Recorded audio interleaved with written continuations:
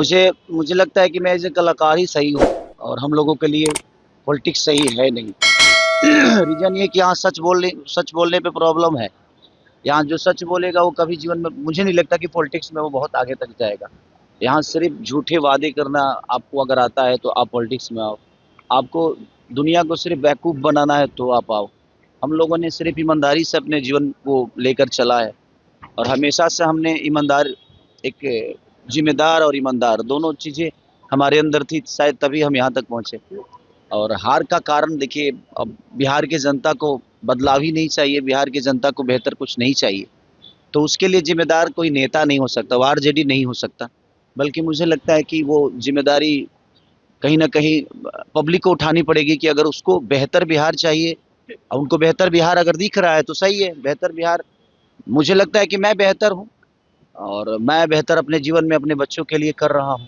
अगर बिहार के लोगों को भी अपने बच्चों के बेहतर के लिए करना है, तो उनको बेहतर विकल्प के साथ ही जाना पड़ेगा। अगर वो नहीं जाना चाहते हैं, उनको लगता है कि हमारे लिए यही सरकार बेहतर है, तो भाई उनका अपना चुनाव है, उनकी अपनी सोच है।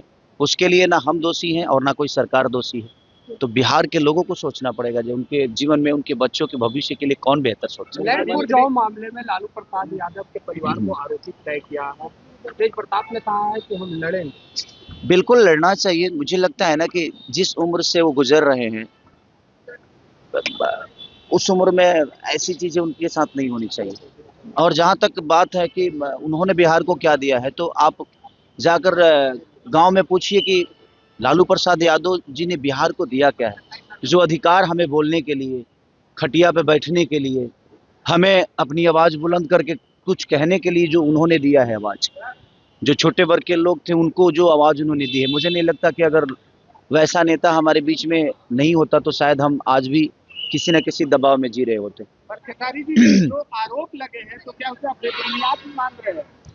सच पूछिए ना तो आरोप लगाना ना, अगर आपके पास पावर है ना भैया, तो आप कभी भी किसी पे आरोप लगा सकते हो। कितना आदमी चीज़ों को हर चीज़ वैध भी अवैध हो जाता है जब आपके पास सरकार नहीं होती है, तो आपकी चीज़ है। मुख्यमंत्री नीतीश कुमार जी को लेकर के भारत रत्न देने की मांग उठी है। बिल्कुल, बिल्कुल मिलना चाहिए भाई। अगर उनके पार्टी ने उठाया है, पब्लिक ने नहीं उठाया है, तो उनकी अपनी पार्टी है, वो तो उठाएँगे ही कि उनको ये सम्मान मिले, वो सम्मान। और भगवान करे मैं भी चाहता हूँ कि भाई हमारे अपने जो हैं, नीतीश चाचा हम सबके गार्जियन हैं। हमें गर्व की बात होगी कि अगर उनको भारत रत्न मिलता है तो, और अच्छी बात है। लाल यादव निरहुआ ने कहा कि खेसारी लाल यादव बीजेपी के लायक है ही नहीं। उसकी मानसिकता को इसी पर सोच लीजिए कि वो कहता है कि कोई अपराधी है तो उसका भी तो परिवार है। नहीं, मैं किस देखिए है क्या ना कि वो लोग पूरी बात सुनते नहीं, व्हाट्सएप देख के और लोग डिसाइड करते हैं।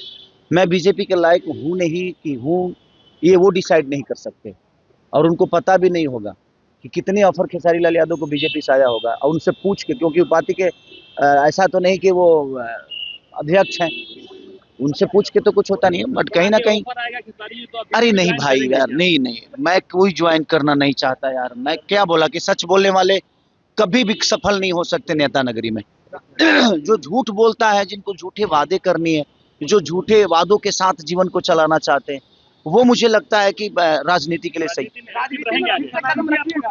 कल पता नहीं यार, मैं निरहुआ ने कहा था कि चुनाव हारने के बाद चाहिए, तो कहीं ना कहीं अरे भाई सच, अब तो क्या मैं छपरा में रहूं, मेरा काम छपरा में है। इन लोगों ने फिल्म सिटी बना रखी है क्या बिहार में? मेरा काम तो बम्बई में है ना भाई। तो मैं मुंबई जाऊंगा तभी तो 2 रोटी कमा पाऊंगा। ये तो रोजगार दिए नहीं और खाली भाग जाएगा, तो कहाँ जाऊं? छपरा में दे दो यार, फिल्म सिटी दे दो, क्योंकि मैं संगीत के बिना रह नहीं सकता। मेरे सोच में छपरा को बेहतर बनाना है, तो छपरा में रह के बेहतर नहीं बना सकता मैं कहीं कमाऊंगा तभी छपरा के लोगों का मदद कर पाऊंगा, और कमाने के लिए इन्होंने मेरे को फिल्म सिटी तो दिया नहीं, कोई चीजें तो दी नहीं यहाँ पे।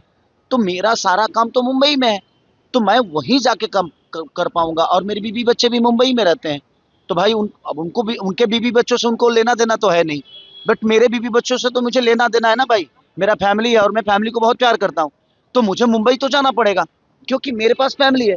और जिसके पास फैमिली है तो फैमिली के पास जाएगा ना वो। आप महिलाओं का हमेशा सम्मान करते रहे हैं।